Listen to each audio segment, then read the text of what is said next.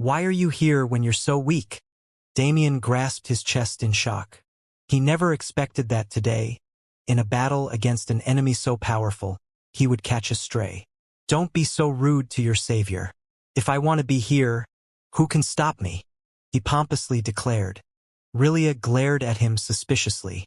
She didn't care about his strange personality, but his entire existence in this moment was confusing her.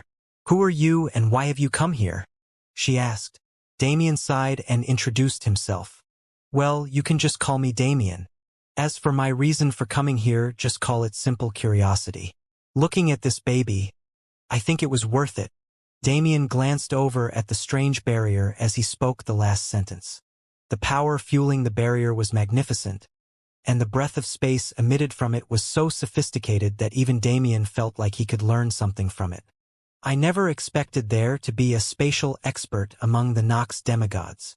This barrier is strange, but it's definitely not something you or I can touch. Since it's been conjured with the power of a demigod, at least its defensive capabilities will mirror this fact properly. Damien said without waiting for Rilia to speak. However, it isn't all bad. A barrier of this level definitely can't be maintained for long by a lower existence. The longer it stays up, the more damage the caster will take. And you know this because? I'm something of a spatial expert of myself. I see. Rilia nodded her head without questioning him. The only way for someone weaker than her to evade her perception was indeed to utilize space to a terrifying degree, so she didn't have any mind to question him. Then, man named Damien, what do you propose we do now? She asked as if testing him. Damien's brows furrowed. He looked off into the horizon as he spoke. We should prepare. Prepare. Damien nodded. Right. It looks like something big is going to happen soon. It was invisible to other people. Damien could only smile wryly at their blissful ignorance.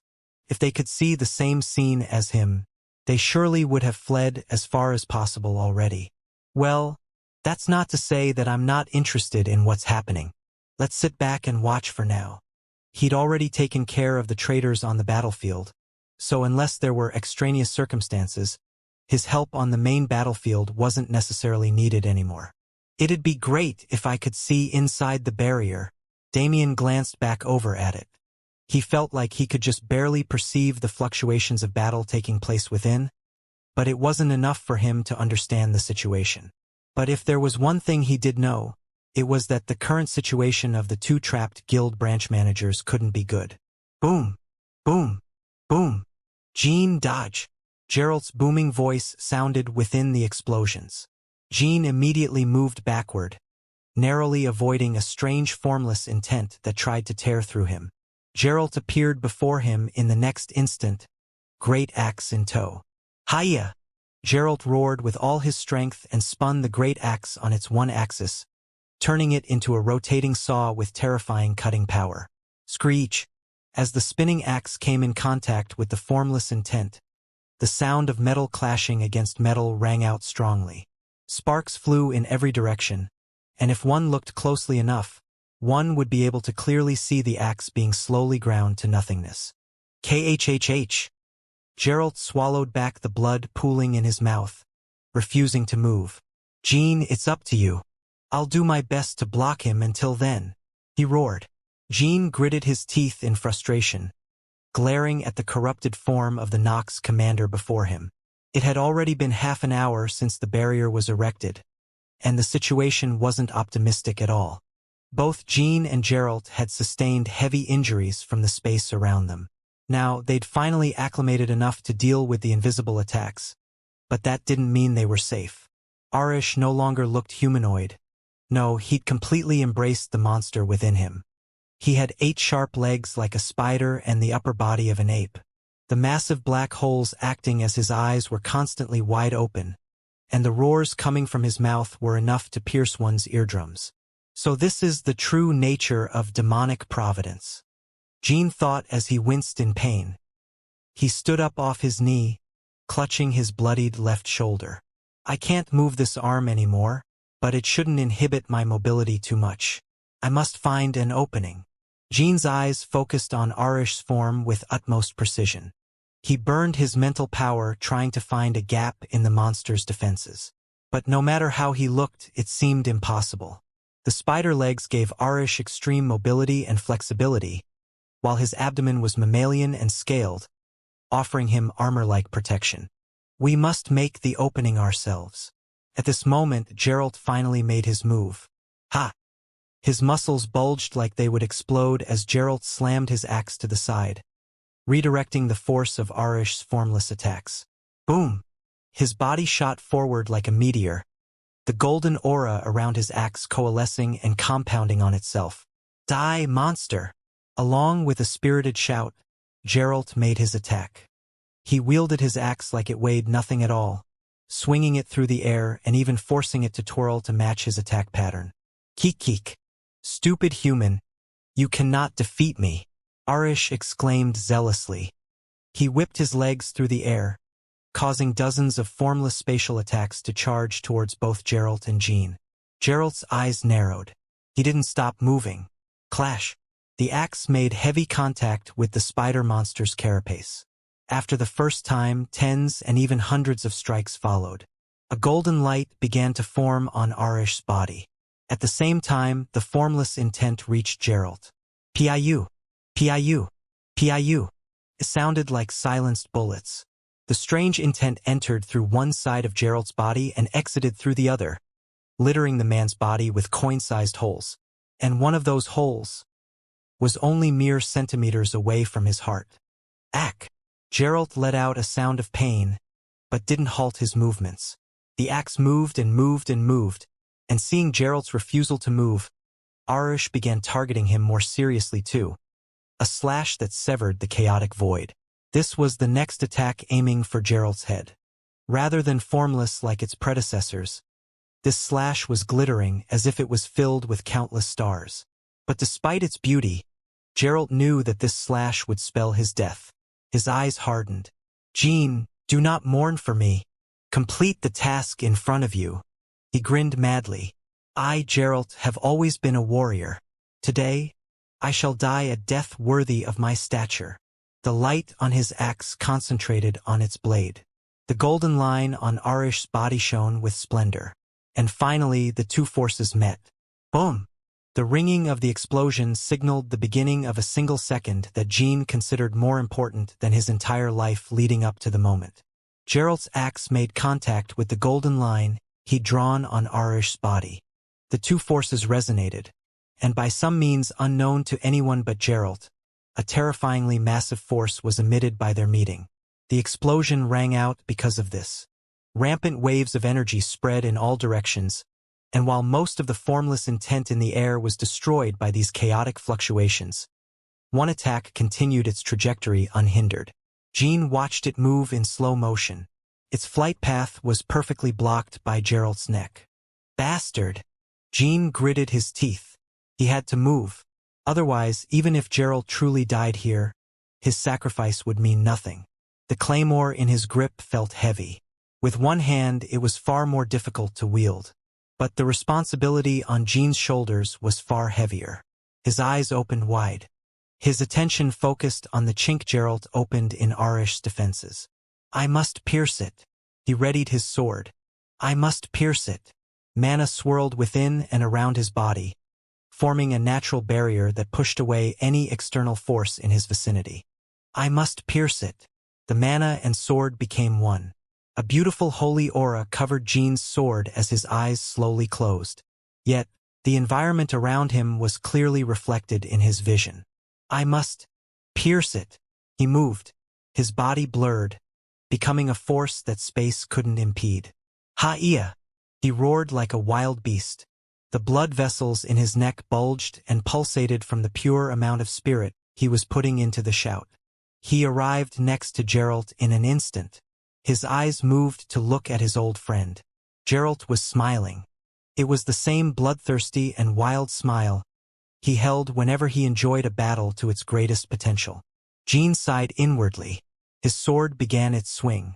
Then, as the second came to an end, multiple things took place at once. The terrifying spatial slash finished its flight path.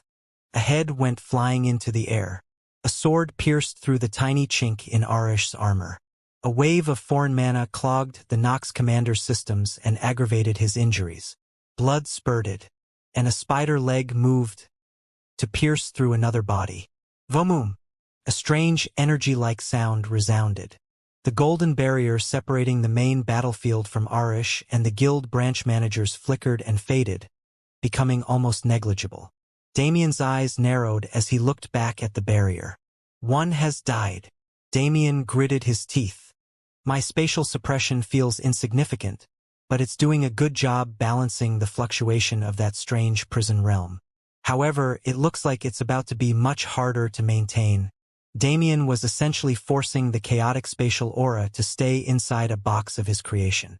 However, this box only had 5 sides. The 5th was substituted by an already existing wall. This wall became an important support pillar that allowed Damien to expand his influence to a greater range without worrying about leakage. And now that it was collapsing, the rampant spatial mana has begun spreading into the main battlefield. I have to stop it. Damien teleported away without paying any mind to Rillia's exclamations that followed him. He arrived where the massive golden light barrier once stood and spread his arms. My grand heaven's boundary will not lose this war. His mana raged like a tsunami. For the first time in a long time, Damien put his entire mana capacity to use. Boom! The pure quantity of mana tore a hole through the atmosphere. Damien then forcibly turned the newly formed back hole into a medium for Devour, recklessly taking everything that couldn't be contained by his barrier into his own body. Arg! Damien bit his lip in pain. The foreign spatial mana raged through his body like a pack of wild bulls. As expected, even if it only has a trace of divine mana, anything blessed by a demigod is troublesome. Despite his calm thoughts, Damien was actually quite surprised by the situation of his body. Rather than the damage, he was curious about the slow reaction of his void physique. Even if its processes were no longer totally automated, it was still second nature for Damien to cleanse his body with void mana whenever a situation like this occurred. This time, however, the mana was allowed to rampage on its own for a few seconds before it was tamed and recycled by the void. This fucking hurts. Damien glanced back at the battlefield behind him with a wry smile. Well, at least you guys can fight without worry, just remain blissfully ignorant for now. No matter what's coming, it can't be good. What the hell do you think you're doing? A shout of rebuke snapped Damien out of his cynical thoughts. HM? Can't you see I'm saving people? You! Just what kind of monster are you? The person who appeared was none other than Rillia. And with her level of strength, she could clearly see what was happening to Damien. Saving people? What's the use of saving people if you die? Don't you know the value of a genius in this era? Rillia yelled. I'm not dying though. Truly, you kids in the younger generation have no appreciation for life. Rillia gritted her teeth and moved behind Damien, placing her hands on his back. Accept my mana and use it to regulate the chaos within you. No, listen to me. I'm really not DY. Don't waste energy on talking and refine the wild energy. Damien sighed. It seemed Rillia wasn't planning to listen to him. Well, I'll take this kind of refusal to cooperate over any other. Damien shook his head wryly and continued regulating the energy as best he could. But it was simply impossible for him to perfectly control energy that leaked for millions of kilometers with his current strength. Rumble. Damien's face turned dignified. He stopped his actions and moved away from Rillia. He was able to protect the main army before the event itself took place, but now, crack, crack, crack. The black sky split into countless pieces and shattered. Crash! Pieces of the glass ceiling rained to the ground. As soon as they touched, the earth rose into several dozen pillars that formed a strange pattern if viewed from above. This is... Damien studied the symbol with furrowed brows. From it, he could feel the fluctuation of all elements, yet at the same time there was no fluctuation at all. At this time, the situation experienced another change. The earth pillars lit up like a rainbow of various colors, shining like beacons that painted the sky in a splendorous hue of iridescence. By this point, all sounds of battle had halted. Those with spiritual intelligence couldn't take their eyes away from the mystical phenomena, and even those without it were enamored by the strange fluctuations emitted by it. Damien's eyes widened. The shattered sky, wasn't it swirling like a portal? Ooh! An inhuman bellow emitted by an object rather than a being. A horrifying suction force appeared. A light spread as far as the eye could see and made it so the eye could see nothing at all. And when the light disappeared, all those existing within several thousand kilometers of the phenomenon disappeared from the face of the earth. The only thing remaining in their wake was a strange swirling sky illuminated by beacons of multicolored light. A man watched this happen from the distance. His eyes turned cold. It seems that Ian will become active again for the first time in many years. He turned around and began to leave. I must go prepare, or I'll definitely get left behind. How rare! How rare! To think that in my life, I'd be able to personally experience a void corridor. Boom! Boom! Boom! Boom! Tens of light blurs streaked through the air, delivering a rain of hell to those below. After Damien's departure, the Roaring Dragon Cavalry took a central role on the battlefield, and Ezio took command of a majority of the troops to bring them to victory. The airbikes were the core of the new army formation. After the Roaring Dragon Cavalry set up a canopy to both injure and confuse the enemy, the second wave of aerial troops would follow to land killing blows. Any that were left afterward were left to ground troops to finish off. This strategy was much better than the disorganized mess that the battlefield had turned into for a moment, but even with this it was difficult to secure the win. The Nox troops are too many in number. For every one we take down, another 10 pop up. And in this environment, it's impossible for us to completely exterminate every enemy. So rebirths are taking place as well. Ezio narrowed his eyes and observed the battlefield from above before handing down his command. The Nox were currently fighting in small groups rather than as a whole entity. Without the oppression of a Nox commander to keep them in place, their unruly and independent nature came out in full force. This was extremely advantageous for Heaven's army, as it made it far easier to cope with the pure number of enemies. Roar! Scree! The cries of beasts resounded as the affiliated cavalry units made their move. The battlefield itself spanned for several 100,000 kilometers. At this time, the cavalry units covered that entire circumference with their forces as if to confine their enemies. Fire! Countless beasts roared and let loose their strongest wide-area attacks. Ezio focused his mind to its maximum potential and peered into the preceding explosions, observing the Nox within. There are 160 that act as leaders. As long as they can be taken down, the rest won't be trouble. Still, 160 was a large number. Ezio's body jolted. Shit! He rapidly swerved his airbike to the side and abandoned it. In the next instant, a terrifying projectile swerved to follow him and directly collided with the bike. Boom! The machine exploded on impact, making Ezio shed a tear as he regained his balance in the air. However, before he could even properly mourn the loss of his baby, the projectile charged through the explosion, headed straight for him. Damn it, why me? Ezio gritted his teeth and galvanized his mana, setting up a fortified defense. At the same time, he gathered mana in his arms and enhanced his strength manifold, pulling his fist back in preparation to receive the hit. Boom! Cack! Ezio's fist came in contact with the yellow light. He coughed out blood as he was sent by the force. The yellow light, on the other hand, merely halted in its tracks. Cook! Ezio rapidly readjusted and grabbed his shoulder in pain as he glared at the light. Why is that here?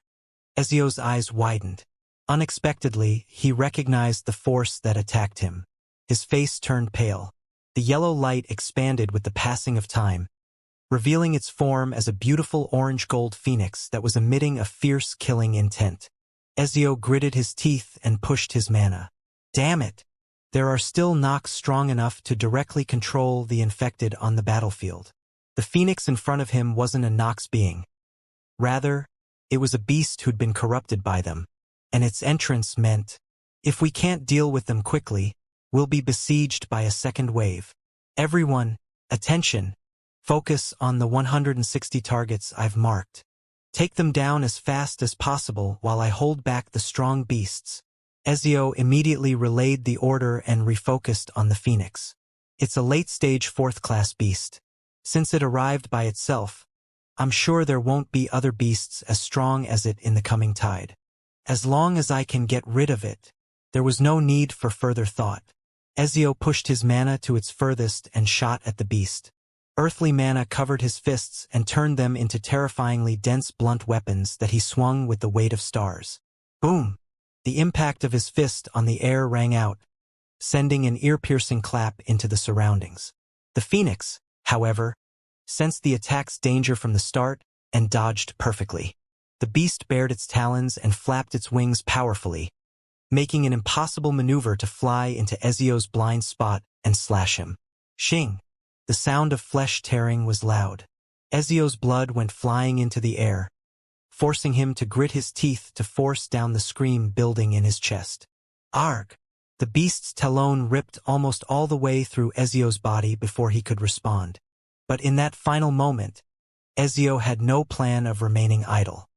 He grabbed the beast's outstretched leg with all his strength, his muscles bulging as if to increase their power to aid him. His earthly mana blazed into the surroundings unlike its usual peaceful appearance, and under Ezio's strict control, it directly pressured the phoenix and attacked its wings. Boom! Boom! Boom! Scree! The phoenix was forced to back away to avoid the attack. Ezio grinned, ready for his counterattack when, show! The world seemed to turn white. Ezio barely moved his head in time. A thin red line appeared on his neck, dripping blood onto the rest of his body thereafter. A cold sweat poured down his back. He almost died. There was another one? Ezio's pale face turned a shade whiter. If this beast was able to arrive, then, rumble. His worst fears came true. The sound of the earth quaking was so loud that it felt like Ion was on the verge of collapse. A plethora of powerful auras expressed themselves from the distance, intimidating their enemy into submission far before their arrival. Then, the phoenix was just a diversion? The phoenix and the newly arrived flying panther beast both looked at Ezio with a look of contempt, as if mocking him. They didn't attack during this time, clearly enjoying the feeling of despair spreading through heaven's army. Ah!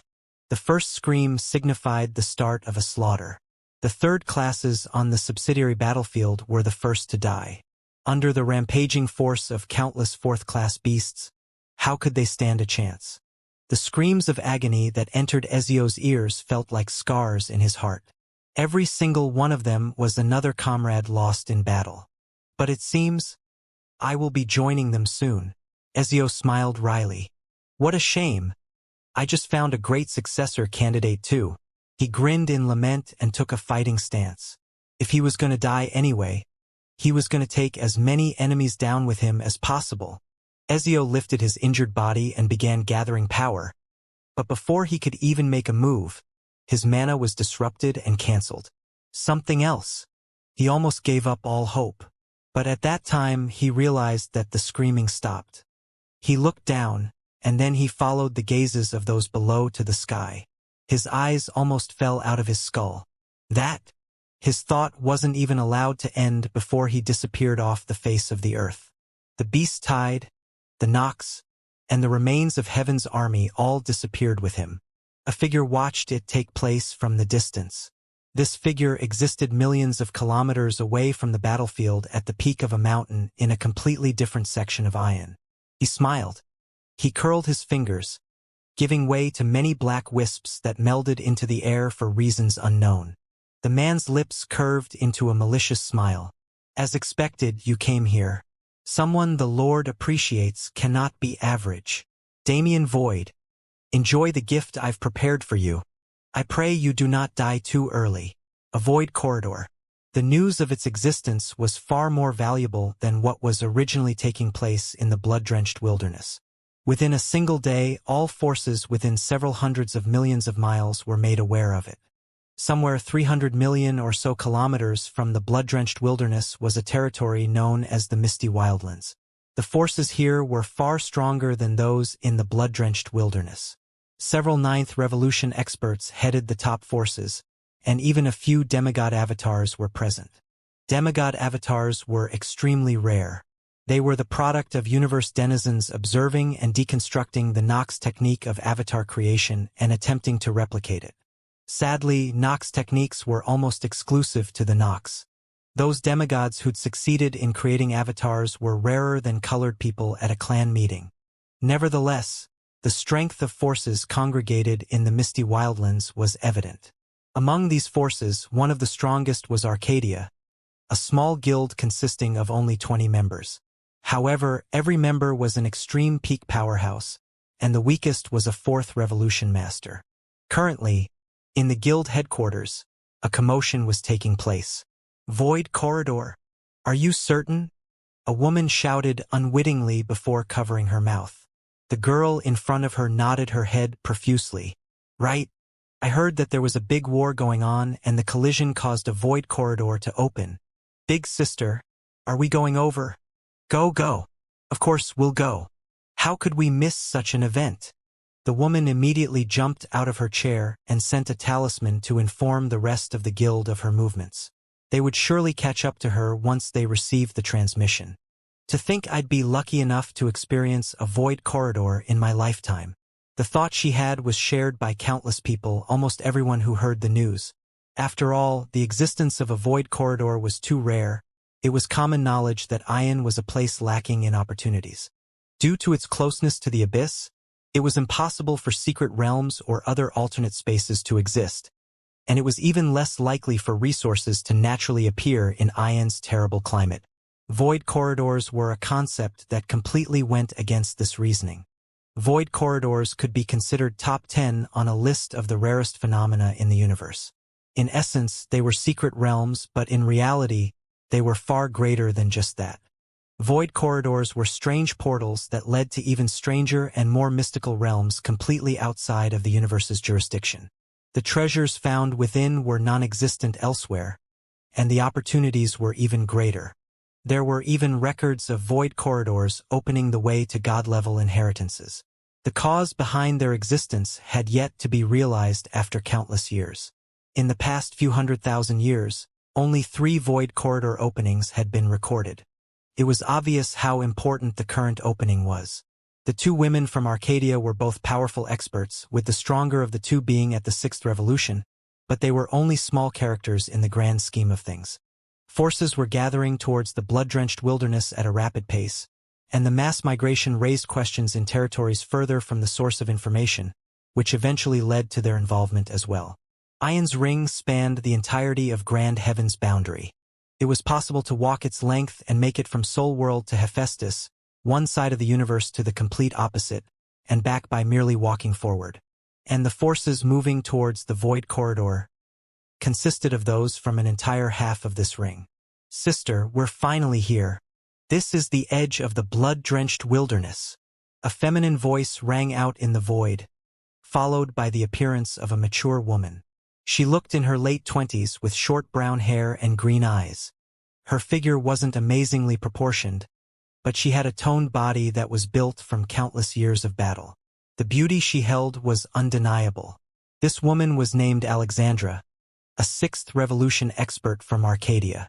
The woman who traveled with her was her younger sister, Alice, a 5th Revolution master. Both were several thousand years old already, but it seemed like Alice would never mature. Even after all this time, she still clung to her big sister like a child. Alexandra smiled wryly as she spread her awareness. "It looks like we're a bit late." 3 days had passed since the news originally spread. Even with the fastest personal teleportation devices in hand, it still took them this long to arrive. And now that they had, it was clear that they were many steps too late. The numbers were easily in the millions. From the most common foot soldier to Ion's top experts, anyone who was close enough to reach this place before 3 days passed was present. As for the rest, they had no chance at all. Alexandra's eyes narrowed as she further inspected. There are at least 6 Holy Land-level influences present, and an even greater number of those that are just below that level. It seems that we won't be lacking extreme peak experts within the rift. Her attention shifted past the denizen forces, into the blackness of the abyss. They've arrived too. With the number of forces convening in the area, it was impossible for the Nox to not realize the situation, but their response was fast. Almost too fast. There are several High Commander and Executioner auras in their ranks. If it's a Supreme, then I am not yet qualified to feel their presence. I can only hope that too many haven't appeared. Alexandra could sense the chaos that the current event would stir, and her feeling only became stronger as she got closer to the crowd. With so many Heaven's army and Nox forces in one place, was peace even an option? It was a laughable thought. Anyone with sense understood that the importance of this void corridor didn't merely lie in its benefits. No, the true importance of this void corridor was the opportunity it created. How long had it been since the denizens and Nox met with such gusto? How long had it been since the two sides clashed without worry about tactics or consequences? The void corridor was a pathway to an unknown land, a land separate from the universe. It was the perfect location for a purge, that is. The atmosphere alone was enough to prove it. The two sides didn't even need to meet. Only one would be exiting. If the other side wasn't completely purged, leaving the Y-known realm was pointless. Alexandra and Alice reached the Heaven's Army base camp and walked in, saying their greetings to the familiar experts within. While Alice trailed off halfway through the walk to take care of her own business, Alexandra continued until she arrived at the largest tent in the vicinity. Walking in, she was immediately struck by the disorientation of entering a spatial expansion, but it didn't take any time at all for her to readjust with her level. Finally, her eyes caught sight of what she came for. The sources of the strongest auras in the camp, the leaders of the strongest forces that had congregated in the blood-drenched wilderness. This was where they gathered to discuss their plan on how to proceed. Alexandra's gaze panned around the room, taking note of the most important characters present. By her observation, the forces of roughly 15 to 20 territories had come. Even taking the entirety of Ion into perspective, this was a massive force unlike anything that had been assembled in the past. Among the territories of Ion, there was a sort of unspoken hierarchy that one would learn as one grew. For the most part, this hierarchy followed strength and influence alone. Therefore, of the forces present, only 5 truly mattered, and even among those 5, Alexandra's eyes widened as a certain emblem came into view. The Ancient God Clan. The Ancient God Clan was one of the most mysterious and powerful forces affiliated with Heaven's army. In truth, their people had remained in Ion for countless eons, protecting the universe from outside threats even before the Forgotten War 100,000 years ago. It was rumored that they held an innate bloodline that gave them mythical power and the ability to grow far faster than their peers. Their eyes were said to see through the mysteries of reality. As such, their younger generation was always the greatest, and the oppression of their experts couldn't be denied. Could it be the young master of the Ancient God Clan has come to participate in this void corridor opening? Alexandra's ears perked up as a man approached the Ancient God Clan elders that were sitting quietly in the corner of the room. The elders, who refused to give anyone face, actually opened their eyes to look at him. The plans of our young master are not for you to know. Just know that we will not participate in your silly scheme. Take the rest of these fools with you if you wish to die. Ha ha ha, elder, you jest. How could I push anyone to their death? I merely wish to do for our universe as our universe had done for us and save it from harm. Presumptuous. The man's smile almost cracked. Behind his plastic expression, he was seething in fury. Teach. How dare these mere elders look down on me? A vein popped in his forehead, but nobody called attention to it. After saying their piece, the elders also closed their eyes and returned to meditation. Alexandra watched the man storm away with curious eyes. He should be the leader of Azuran Gate. Since it's a subsidiary of the Blood Azura Holy Land, its power is clear, but it seems the Ancient God Clan doesn't even place them in their eyes. As she continued observing the surroundings and the interactions between the many forces, she managed to pick up a good deal of information about what happened before she arrived. Firstly, Azuran Gate was seemingly attempting to organize all present forces under their command to attack the Nox within the unknown realm. but they were having a difficult time convincing those forces who couldn't be suppressed with force. It seems he was so angry because the ancient god clan is his last hope. If not them, none of the other three great influences will follow either. Alexandra shook her head in disappointment. It's not like the idea is bad, but the entire execution is off. As the ancient god clan elders said, it is merely leading innocent troops to their death. Rather than that, perhaps the most curious thing is the ancient god clan's young master. Aside from Azuran Gate, this was the topic that gained the most traffic amongst the experts present. The ancient god clan was already a mysterious existence, but their young master was even greater. Their form had never been witnessed by outsiders before, and their strength was wholly unknown. Even the fact that the ancient god clan had a young master was only confirmed after a dozen years of effort. Now that it was almost confirmed that such a personage would be entering the Void Corridor, how could people not get excited? The atmosphere turned strange as two different intents took prevalence. Alliance and murder. Alexandra's eyes narrowed. With a sigh, she stood up and exited the tent. I thought there would be some sort of discussion, but it's merely the usual sophistry. Every force is attempting to take control, and as a result, they've divided themselves even further. At this rate, the chaos in the unknown realm will be severe. From what she heard in the tent, the Void Corridor was still unstable after its initial formation. It was likely that a majority of those who were originally sucked in by its force were shredded to death by chaotic spatial storms. The stabilization process was supposed to take 3 days, and now that it was already the third day, it looked like the process would come to an end at any time. Then we can finally get to work. Alexandra was part of a guild, but their guild acted more like an extended family than an organization. She was far from used to all the sophistry of the upper class, especially since she'd reached her current level through blood and sweat alone. She was born and raised in Ion. I guess I'll take a stroll and try to find Alice for now. It isn't a bad idea to survey the comprehensive strength of our troops either. Alexandra did exactly as she intended and took a casual stroll around the camp, surveying the forces while also taking note of the Nox force that had gathered several thousand kilometers away. Our two forces don't even need to interact to enter the Void Corridor because of its size. Whether or not conflict will begin before we enter the realm depends on others, but both sides will likely prioritize benefits over slaughter for now. Still, it's concerning. There were far too many powerful Nox gathering. Dealing with them was already a problem, but if they were ever killed without being truly exterminated, they'd merge into a truly terrifying monster not much worse than a demigod in power. I'll keep note of them for now. There's nothing I can do on my own. Big sister.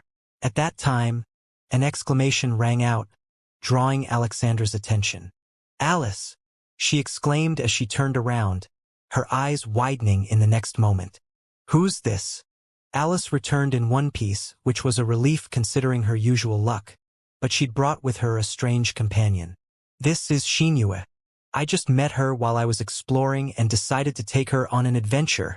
The girl named Xianxia bowed slightly upon introduction, the stoic expression on her face never changing. Alexandra smiled wryly. Alice, you didn't kidnap someone again, did you? Alice jumped back like a startled cat. How could I do something like that? Ha! Ha ha ha! Ha ha ha! Ha! Alexandra rubbed her forehead as she looked over at Xianxia. Xianxia, right? Are you okay? Alice didn't take you against her will, did she? If there's someone waiting for you, I can take you back now. Xianxia quirked her head. This is a common thing? Ah, no, it's not common. Not at all. Absolutely. Alice has a track record of accidentally kidnapping people. Alexandra covered Alice's mouth as she spoke, refusing to let the latter make excuses. Xianxia nodded understandingly. I see. Alice is bad person, but strangely good bad person. I will accompany Alice. Haha. Yeah, I guess you could say it like that. If she isn't troubling you, then it's not a problem. Nice to meet you, Xianxia. Alexandra scratched her head in embarrassment and held her hand out for a handshake. As for Xianxia, she quirked her head once again as she looked at the hand. You don't know what a handshake is? You don't know what a handshake is? Alexandra asked hesitantly. Seeing Xianxia shake her head, she sighed. Taking a second look, this Xianxia was quite the beautiful girl. She didn't look a day older than 19, with pale skin like white snow. Her body wasn't overly proportioned. Rather, her bust and waist were perfectly curved to match her slim figure, which actually added a greater charm than large assets ever could. However, the divinity of her body proportions wasn't her greatest feature. Looking at her, Alexandra's attention was immediately drawn to her hair and eyes. Hair so beautifully white that no snow could match its purity, and eyes sparkling blue like diamonds. They were piercing yet comforting, making one uncomfortable from the overload of sensation one would feel if they stared for too long. What a strange girl. Alexandra quickly got acquainted with Xianxia and moved with her and Alice to a different location. As she spoke more, she noticed that, rather than being reserved as she'd initially thought, Xianxia was instead extremely naive and indifferent. It was as if she'd truly grown up under a rock. But if that was so, how could she gather the strength to participate in this operation? While pondering the question and familiarizing herself with Xianxia, Alexandra slowly passed the time until finally, the air began to swirl. It's starting. Xianxia's sparkling eyes went up to the sky. We go. Alexandra shook her head. Not quite yet. Why? Instead of responding, Alexandra pointed to the sky. Already, the forces of Azuran Gate and the other three great influences besides the ancient god clan were standing in the air. At the helm was the man she saw earlier, Lucas Stream. He was now donning a set of ferocious black battle armor, pointing his spear at the Nox in the distance. Vroom! The mana around the void corridor raged, barely resisting the suction force that was beginning to form. At the same time, a commotion broke out within the Nox camp. A man floated into the air, standing on equal grounds with Lucas. Human, are you sure you wish to provoke us now? The Nox High Commander said mockingly. Humph! Why should I be courteous to scum like you? Lucas slashed his spear through the air, whipping up terrifying windstorms that flew at the Nox High Commander. However, the latter merely swept away the attack with a single hand. Is this it, human? The Nox asked again. Lucas grinned. Right, that's it. I want to see how you act arrogant when we're in the unknown realm. Ha ha ha ha. Without another word, Lucas charged into the void corridor. His forces followed right behind him, vanishing from existence entirely. I guess we can go now, Alice said. No, we need to leave immediately, Alexandra corrected. She grabbed Xianxia and Alice's wrists without hesitation and flew into the air with all her power. It only took her an instant to vanish into the void corridor with her companions. However, that instant was life-saving. Rumble. The Nox High Commander in the air felt something strange about the previous interaction. He turned around to look at his own force, and his killing intent raged. The spear wind that he'd casually blocked earlier had diverted its course and struck the Nox army. Several million lesser Nox and even a few higher Nox were killed by its impact. So you're playing dirty, the High Commander growled through gritted teeth. I see. Good, good, good. Traitorous humans dare to act like they are the greatest. You are no better than dogs. Ha ha ha ha. Boom. The High Commander's mana blazed into the surroundings, burning a hole in space. His cold gaze was like a predator eyeing its prey. He turned towards the camp where countless Heaven's army troops were still beginning to enter the void corridor. He grinned. It was a malevolent grin that seemed to freeze the atmosphere. As the Nox army flew into the air to enter the void corridor, the High Commander switched places with them and returned to the ground. His figure flashed. He appeared in the Heaven's army camp in an instant. His eyes panned over the surroundings. He grabbed hold of the first person he saw and crushed their throat in a single move. Without hesitation, he moved on, beginning a killing spree that could no longer be stopped, as all of the experts had already entered the portal. Ha ha ha ha ha ha ha. The High Commander laughed maniacally. Ha ha ha ha. All of you that are about to die, blame that foolish human for your fates. Just like that, the Void Corridor event was kickstarted by slaughter. And it wasn't just outside the unknown realm. Even when the forces of both sides made it inside, They realized that they heavily underestimated the reality of these unknown realms. This place, while it was truly filled with opportunity, it was also a hell on earth surpassing any other. Ha ha ha. Xianxia, are you okay? Okay. Alice. All good. Alexandra winced in pain as she opened her eyes. The surroundings were smoldering. It was so incredibly hot that even a sixth revolution master like her felt like she was melting. If you guys can hear me, move towards my voice. Let's gather before moving anywhere else. Alexandra grunted as she pushed against the ground. She'd taken Alice and Xianxia into the void corridor before the tragedy she was expecting happened. But when she came back to her senses, she was stuck in a strange crack in the earth. Damn it! Let me out already. Boom! Alexandra slammed her fist against the ground and shattered the earth around her, jumping out of the crack with ease. At this time, Alice's call could also be heard from far away. Big sister, where are you? Alexandra smiled and opened her mouth to reply, but just before she could speak, her face paled. Shit! Boom! She slammed her foot into the ground and took off with acceleration force that instantly surpassed the speed of sound.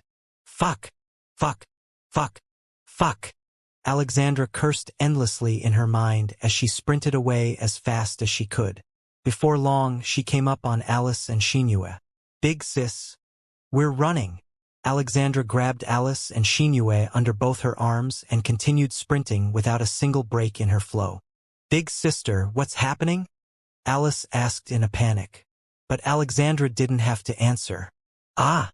Xianxia let out a small exclamation and pointed her finger in the direction Alexandra came from. When Alice's eyes arrived there as well, "Oh!" a piercing shriek left her mouth. Shut up. I'm the one running here. Don't distract me. Alexandra yelled in a panic. And for once, Alice shut her mouth as she was told. After all, she saw it. A magma geyser dozens of hundreds of thousands of kilometers high was spewing burning mana and lava everywhere. Every blob of mana that impacted the ground from that height was like a nuclear missile. And this geyser just so happened to be opened by a certain heavy impact force hitting a crack in the earth. Thus, the current situation. With her two companions under her arms, Alexandra ran as fast as she could to escape the magma hell around her, all while lamenting her luck that landed her in such a situation. Well, if there was one thing that was certain, this unknown realm would not be a boring place in the slightest. But if she wanted to experience it, she had to escape the wrath of the spewing magma hole first. Ha ha! Finally escaped. The rough breathing of two women echoed through a small cave in which they rested.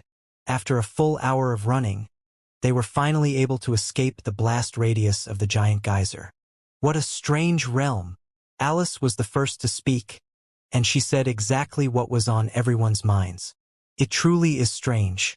The change in atmosphere was far too sudden, almost as if there are thousands or even more biomes present here. Alexandra added.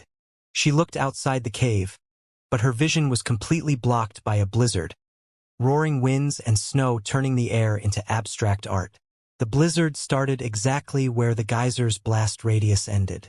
The switch from heat to chill was so rapid that the bodies of the three women almost failed to adapt, leaving them with several internal injuries that they were forced to rest to heal. Strange realm, very big. Many risks, but many opportunities. Xianxia muttered. The other two nodded in agreement. They knew this principle as well as anyone else. It was just a shame that after escaping the harrowing natural phenomena, they didn't get any rewards at all. There have only ever been 3 void corridor openings recorded in history, so there is nothing confirmed about this place. Whether it be the time, the exit method, or even the opportunities and risks, we are in the dark about them all. What? We don't know how to leave this place. Alice immediately exclaimed in shock. Alexandra cracked a small smile. Relax. Even if the method to leave is unknown, we at least know that leaving is possible. The only question is whether that exit will be manual or automatic. Whatever the case, it was impossible for there to be a fixed exit in this realm due to its size. Either all living beings remaining within after the time limit would be automatically ejected from the realm, or new gates would spawn to aid their exit. The latter added far more risk, since anyone who couldn't find a gate would be trapped inside the realm, but neither was something the group could worry about at the moment. Leaving the realm wasn't something they had any plans to do at the moment, so rather than mulling over it, it was better for them to gain their bearings within the realm and start searching for opportunities. Xianxia, does your elemental affinity have anything to do with ice or water? Alexandra suddenly asked. Xianxia shook her head in denial. Alexandra rubbed her chin in thought. It's the same for me and Alice. It's unlikely for us to find any proper benefits in this blizzard biome. So I suggest we first find a better location and then start searching. Great. Okay. Receiving their confirmation, Alexandra stood up from her position and stretched. Good. Are the two of you rested up? Big sister, we've been ready for forever. Just say the word and we'll follow. Alice responded excitedly. Alexandra grinned. Great, but be prepared. The ride from here on is going to be a little bumpy. What do you mean bum? Kaya. Alexandra didn't wait for her sister to finish before picking her up like a sack of rice and throwing her over her shoulder. Xianxia, you want to ride too? Alexandra asked teasingly. Xianxia quirked her head. Can walk. Alexandra smiled wryly. It looks like I won't be able to communicate with her so easily. Shaking her head, she walked to the exit of the cave and stared out. Whoosh! The wind roared with such fervor that one would believe a god-beast resided in this tundra. The flakes whipping through the air were merely snow, but each one was incredibly sharp and had enough momentum to easily bisect anyone below mid-stage 4th class. And Alexandra stepped into this chaos without hesitation. Bang! Bang! Bang! Bang! She charged mana into her legs and jumped, using the force of each leap to go further with the next one. If anyone saw her at the moment, they'd be hard-pressed to not compare her to a frog. KH. This wind. Show. Show. Show. Alexandra covered her face with her arm. The further she went into this biome, the fiercer the winds got. She could feel the small lines of blood dripping down her face from the cuts formed by the empowered snowflakes. Sister. Alice's weak voice came from behind. Alexandra turned to look at her sister, only to find the girl covered in multiple bloody wounds. How did this happen? Alexandra cried. She had been holding Alice the entire time, and made sure to protect her under an umbrella of mana. How did all of these snowflakes manage to cut her? Sister. Keep going, Alice said weakly. Even she was unaware of what happened. The cuts all happened at the same time, instantaneously. But Alice was an extreme peak 4th class master in her own right. Even if her combat capability wasn't the highest in terms of vitality, she wasn't lacking at all. Alexandra's eyes hardened as she realized her sister's intentions. I can't let her sacrifice herself for me. Also, I can't safely proceed forward without knowing how Alice got wounded. Alexandra spread her awareness to its limits and scanned the terrain in search of a cave to hide in. Show! Show! Show! The terrific snowflakes continued to attack her as she moved, piercing her mana shield and brushing past her body with ease, leaving small cuts littering her form. By themselves, these cuts were nothing, but when accumulated, there! Alexandra suddenly exclaimed. She changed course and dove at the ground, aiming for a cave she'd sensed on the periphery of her perception. Shing! The sound of something swiftly moving through the air was prominent, but only in Alexandra's ears. The slash felt like a devil's whisper, and following it could only be the devil's touch. Alexandra's body jerked. Blood sprayed into the air. Just as had happened to Alice a few moments prior, Alexandra's body was suddenly assaulted by thousands of small cuts. Cuts that compounded on her previous injuries and caused far more fatal wounds to form. Sister? Sister! Alice's panicked cries were the last thing that graced Alexandra's fading consciousness before it completely succumbed to darkness. The pair of sisters plummeted to the ground. The winds whipped around them, tearing their clothes and slowly encroaching on their bodies, evidently with the aim of tearing them apart before they could touch ground. But the winds weren't granted such an opportunity. Boom! A divine blue light shield suddenly encompassed the two women. As the wind struck this shield, it was soon made clear that they didn't have the slightest ability to penetrate it. Bang! Bang! Bang! Bang! The furious winds became fiercer, almost exclusively attacking the divine blue shield and ignoring all else in the surroundings. But the winds weren't nearly strong enough to accomplish their goal. Clash! Scree! The wind screamed like it was sentient, but in the end, it was unable to do anything. The blue light shield descended to the ground and floated gracefully into the nearby cave that Alexandra spotted earlier. Once it entered the cave, pop! The shield popped like a bubble and dispersed, leaving the two sisters on the cave floor, unconscious. However, all of their wounds were gone. They'd been healed to the point where one would believe they'd never been in a single battle before in their lifetimes. And as time passed with no signs of the caster's appearance, Alexandra's eyes finally fluttered open.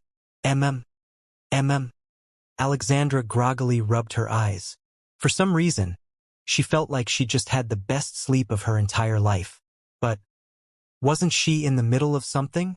Ah! The memories came rushing back to her like a tidal wave. Alice! She shot up but wobbled and fell back to the floor. She was still too disoriented to move. Luckily, she spotted her sister sleeping on the cave floor not too far away before she did anything drastic. What happened to us? Considering their previous predicament, both of them should have been dead. Alexandra and Alice both fell unconscious near the end, so protecting themselves and reaching this cave was absolutely impossible. Somebody helped us? If so, it was proper to be extremely wary at the moment. Such a powerful force who waited until the sisters were on the brink of death before saving them, it was normal to doubt their intentions. Alexandra sighed and sat down. This place really makes me question if I actually reached the 6th revolution or not. Environment damage? Fatigue? The events she'd experienced so far made Alexandra feel like a newbie adventurer just setting off on their path to greatness. It was a thrilling feeling, but it was also terrifying. After all, after so many years, she'd forgotten this feeling. That is, the feeling of being mortal. Alexandra clenched her fist, looking down at the cave floor absent-mindedly. Mortality. How long has it been since I faced my mortality? Her thoughts swirled. She felt like she was on the verge of epiphany, about to realize something crucial for her future progress. Oh, finally found you. A voice suddenly rang through the cave. Alexandra's eyes shot open. She jumped up and stood before her sister's unconscious body. Her aura flared. Who? Under Alexandra's sharp gaze, the figure revealed themselves. She sighed in relief. Xianxia, it's just you. Alexandra plopped onto the floor and sighed again. Where have you been all this time? Xianxia tilted her head curiously, a reaction that seemed to be her most common, and spoke. Was following. Lost track of Alexandra, searched and finally found. Alexandra nodded in understanding. It was easy to lose track of people in the almost negligible visibility of the blizzard, and considering that this was the only cave present for several 100,000 kilometers, it was completely normal for Xianxia to find them here. Only others would have just as easy of a time. Xianxia, did you find any secrets to the blizzard on your way here? We must leave immediately. But I'm afraid Alice's body can't take it with her current condition. Xianxia rubbed her chin in thought, imitating Alexandra's movements. Average storm. Is peaceful, best bet. Xianxia raised her thumb cheekily, but the lack of change in her expression made the gesture a bit strange. Pfft. Alexandra laughed unwittingly. Really, in a tense atmosphere like this, Xianxia's accidental comedy was a great pick-me-up. All right. Since you say the eye of the storm is safe, I'll trust you. Let's rush there as fast as we can. Xianxia quirked her head. This is I. We are here. Alexandra's face fell. Eye of storm, very small, only this cave. It was bad news, extremely bad news. If that was the case, how were they supposed to escape? The eye of the storm was the safest place for them, but it also put them furthest from any possible exit. The journey was definitely not something Alice could handle with her injuries. Shit. I need to think of something.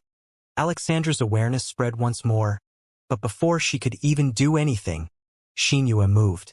She walked to the back of the cave and crouched on the floor, feeling the soil with her hands. In the next instant, bang! She slammed her palm down, causing the floor to shatter entirely. A hole several meters wide was revealed, and within, a staircase descended into darkness. "New path," Xianxia said with an air of accomplishment. "Nice," Alexandra responded with a grin. She didn't know where this strange passageway led to, but anywhere was better than remaining in this cave. After all, there was no way to tell when the blizzard would end, and before it ended, staying in the cave was suicide. As the only safe zone within several 100,000 kilometers, it will become a place where everyone who passes by this area stops. If so, then the opening Xianxia created was likely an inheritance or at least a treasure site of some sort. Opportunity and risk together. Alexandra smiled. It would definitely be dangerous below, but it was better than nothing, especially if there were rewards involved. Hop! Alexandra let out a small grunt as she slung Alice over her shoulder again. "I'll take care of her until she wakes up. Xianxia, let's go together." Xianxia nodded, and the two women immediately made their way down the stairs. Rumble! As they vanished into the depths, the cave rumbled slightly. The rocks began to move, rearranging themselves until the floor became one piece again, indistinguishable from its previous appearance. However, there was indeed something different about it, because under this floor, there was only solid rock. It was incredibly damp, almost to the point where it felt like the inside of some creature's stomach rather than an underground area. Top that, there was no light at all. Even mana lost its light in this darkness, forcing one to descend the seemingly endless staircase blindly. But that was only the start. Alexandra was an experienced fighter, so moving without her eyes wasn't difficult at all. Around 100 steps down, however, she felt something change. 20 steps later, she realized she could no longer smell the damp air around her. Her eyes hardened. She tightened her grip on Xianxia's hand. If anything happened, this grip was her assurance that she was still alive. 200 steps down, another change took place. Alexandra's mouth was already numb due to the lack of olfactory input to her brain. But that numbness became complete at some point, helping Alexandra realize that her sense of taste had also disappeared. Besides her eyes, the two senses she'd lost so far didn't affect her perception much. As long as she could still use her perception, taste and smell were inconsequential. Their loss, however, didn't bode well for the future. As Alexandra expected, as she passed the 300th step, she could no longer hear the sound of her and Xianxia's footsteps. The only confirmation she had of the latter's existence was the firm grip she felt on her hand. And despite knowing the hell that she was about to descend into, Alexandra kept moving. She closed her eyes even though they were useless at the moment. She focused on the feeling of Xianxia's cold hands in hers. She focused on the feeling of Alice's warm body on her back, and the movement of her chest as she breathed. 100 steps were crossed in what seemed like an instant. Alexandra's foot stepped on the 401st step. Or did it? She had no way of knowing. Was Alice still in her hand? Was Xianxia's hand still entwined with her own? She had no idea. She couldn't feel it at all. She could only trust in object permanence and keep walking forward. Or at least complete the action she believed was walking forward. However, at this moment, even the weakest beast could kill Alexandra. She was left completely defenseless, forced to descend the endless staircase mindlessly in hope of some sort of salvation. How long had it been? Time was incomprehensible without the five senses to send input to the brain. Even with the mystical abilities of a practitioner, being completely deprived of sensation made it difficult to perceive the outside world. After all, the perception of a practitioner, the awareness that all beings possessed, was an ethereal sense developed with the five bodily senses as a basis. What would happen if one was made to forget what those base sensations felt like? Naturally, they wouldn't be able to properly perceive the sensory input they gained through awareness, making the skill more harmful than helpful. Alexandra found herself combating this problem far sooner than she expected. Even without senses or perception, She didn't expect her body clock to distort so rapidly. Then again, she had no way of knowing the time in the first place. For all she knew, it might have been years since she started walking. Total silence. Total darkness. Without a sense of direction or feeling, Alexandra didn't even know if she was still walking. However, there was nothing she could do besides continue. If continuing couldn't help her regain her senses, she'd eventually descend into madness. Focus. Alexandra's thoughts were loud as if she was speaking them. They were her only company, and her only measure to maintain sanity. Focus, concentrate, try to feel the surroundings. Alexandra focused her mind on a single invisible point of her choosing. She didn't know what exactly she was doing. All she knew was that it made her feel more secure. This point. This is my lifeline. Time passed. It was like an eternity, filled with absolute nothingness. At some point, Alexandra's thoughts stopped altogether. Her mind fell into a sort of stasis as her consciousness traveled out of her body. Flicker. It was the sound of a tongue of flame whipping lightly through the air. Ack! Alexandra exclaimed inwardly. Even though the sound was extremely quiet, it resounded in her ears like booming drums. The light from the flame blinded her eyes in the next moment. Her nose burned from the sudden influx of sensation, and even her mouth started tasting sour as the sensation from her nose rebounded. Ha ha ha! Alexandra panted heavily as she tried to acclimate to the senses she'd long forgotten. At the same time, she observed her current state. I am not truly present. This type of ethereal state, is it something like astral projection? She wondered. After many minutes passed and her senses finally readjusted completely, she finally got the chance to understand the surroundings. That single torch with the dancing flame atop it was merely one of many lining a long hallway with no end. In the opposite direction, one could see the staircase Alexandra was originally on, the one she still believed she was descending. Her attention finally went to the floor. Her face turned pale. There were 3 bodies there. Xianxia and Alice were immediately noticeable by their features, and it didn't look like they'd taken much damage. Alexandra, on the other hand, how am I going to recover from this? Her body was a mangled mess. There were several large holes in her body, and her stomach was completely torn open. Her organs spilled out onto the ground below and formed an especially gruesome image. And as if the damage to her body wasn't enough, her skull was cracked as well. Her head was bleeding in multiple places, and the skin and muscles of her face were drooping like melted plastic. Alexandra went into a slight panic. In any normal circumstance, it would have been strange to even consider her alive at the moment. But wasn't she alive? If not, then had she become a ghost? The pale color of Alexandra's face became impossibly whiter. Impossible. I cannot die yet. As long as Alice was still a young girl at heart, she couldn't die. She couldn't leave her only family alone in this world.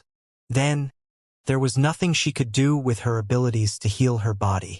However, she was currently in a strange ethereal state.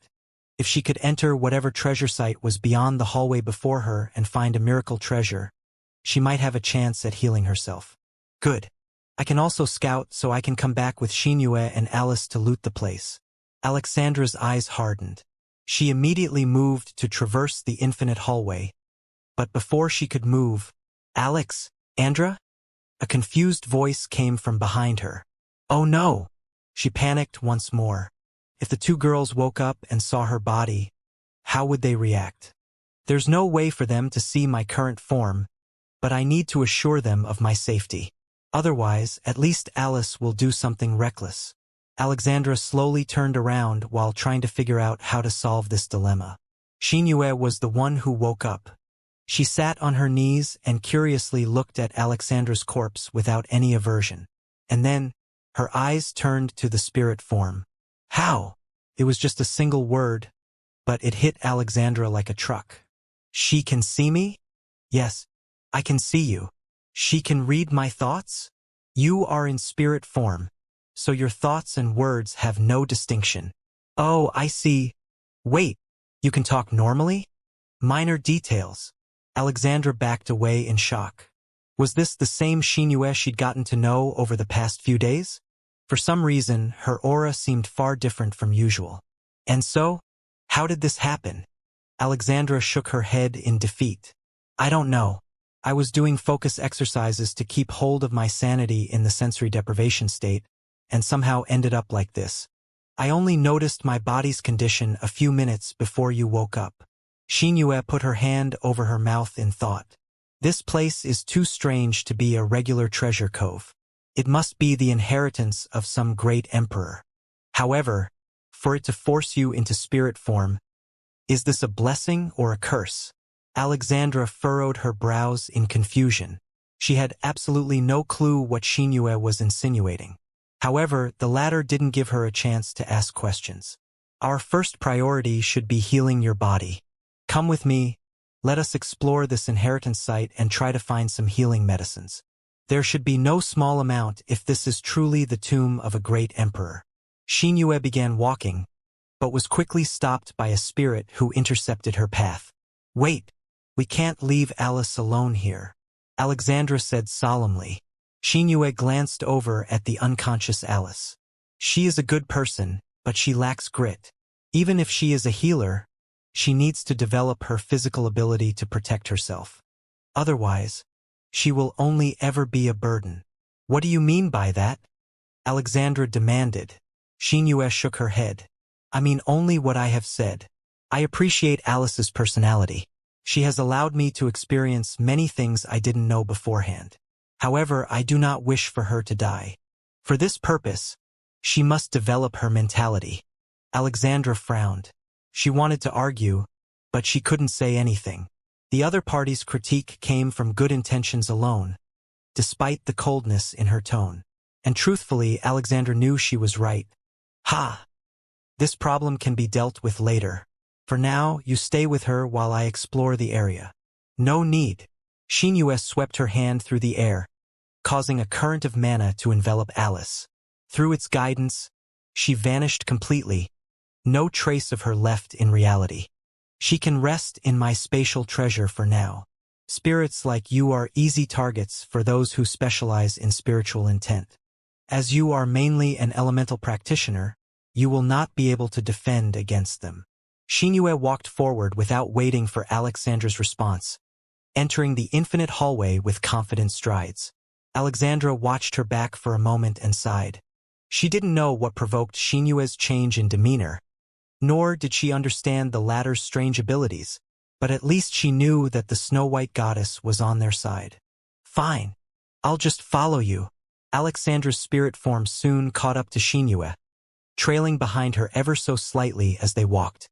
Within an instant, the power dynamic of the small three-person group completely shifted. Tap, tap, tap. Xianxia's footsteps echoed through the silent hallway. Time had been passing slowly for so long already, yet she never stopped walking. Alexandra was forced to doubt her intentions. We've already passed several doors with powerful auras behind them. Along with that, there were 3 ancient steels and even a law comprehension area that could massively boost one's abilities. Yet, she hasn't stopped at a single one.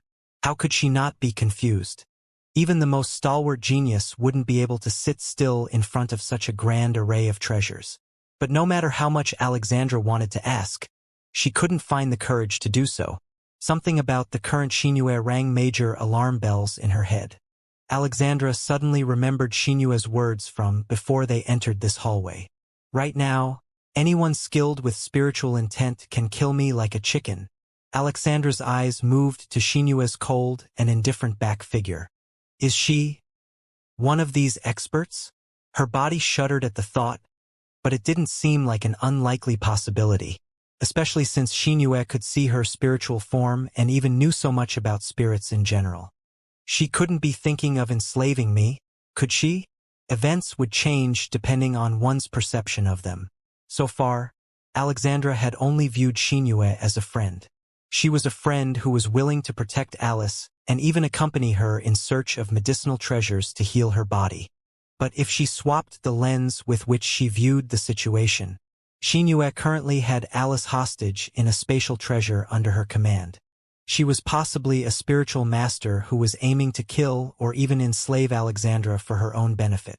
Alexandra found herself in a dilemma. Which of these sides was she to adhere to? Before she realized it, Xianxia had halted her steps. She stared at a large monument. It was a figure of a domineering man covered in bloody battle armor. Headless corpses littered the ground around him, and the heads that belonged to them decorated his spear tip. The spear itself pointed towards the heavens as if declaring war on them after killing all of its enemies. Sky Emperor Wu Mo, Xianxia muttered. You know this man? Alexandra asked. He is an important figure in our universe's history. The Sky Emperor was the only person in existence to harness the power of the sky to defeat his enemies. He was a human genius that played an immense role in the forgotten war that took place 100,000 years ago. Unfortunately, all traces of him vanished at some point, and even the ancient experts were never able to find him. In the end, the Sky Emperor was declared deceased, and an empty grave was erected in his honor. I never would have expected to see a monument depicting his figure here. Xianxia's eyes and tone didn't carry a single hint of expression, but Alexandra felt like there was something hidden beneath that indifference. Only, she wasn't in a position to find out what that was. Is this place the legacy tomb of the Sky Emperor? She asked. It should be. Xianxia confirmed with a nod. There is no possible reason for this monument to exist other than to remind the future generations of his existence. I see. He was truly an unfortunate soul. You could see it that way. Xianxia walked up to the base of the monument and placed her hand on the small plaque decorating it. Sky Emperor, we, the descendants of Grand Heaven's boundary, have come to seek your guidance. She pushed a trace of mana into the plaque, and immediately, it went alit with bright blue splendor. Rumble! The statue quaked slightly, and unexpectedly, its stone eyelids fluttered, giving way to two orbs of divine light that substituted the statue's eyes. Entrance identified. A booming voice rolled through the air, causing the wind to tumble. The statue's neck twisted, causing debris to fall off and crash against the floor. Its head turned to look down at Xianxia and Alexandra. The skies stand second to the heavens. I stand above the skies. Therefore I am the heavens. The words were powerful, so powerful that they sent the mana in the atmosphere on a chaotic rampage. Worthy descendants of our great mother, obtain my inheritance and protect her from all harm. The chaotic mana swirled around Xianxia and even the ethereal Alexandra. Their bodies turned light, and the scenery around them shifted like a movie playing in fast forward. When the nauseatingly blurred surroundings cleared, they'd been moved to an entirely different location. Stay wary. We have no idea about the trials to come, Xianxia warned. Alexandra nodded and prepared her defenses. Even if she was weakened in spiritual form, she wasn't weak. She wouldn't be a burden to anyone. The duo walked forward together, and the scenery around them began to change. The surroundings had no face at the beginning, but as she continued walking, Alexandra started to see many familiar scenes. The happy memories she shared with her guildmates, the peaceful life she lived before the start of the war, and a family of 4 resided happily in a mountainside cottage in the middle of nowhere. Their faces were decorated with pure smiles, unlike anything one would see in Ion. Father, mother! The sky turned red. Demons descended onto the world and began to wreak havoc. The biggest kingdoms and influences fell first. Their rulers and experts were executed down to the last.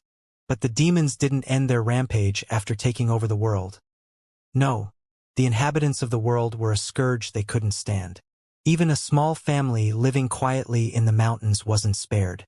2 little girls no older than 10 and 4 returned to their small cottage only to be met with the reeking smell of blood.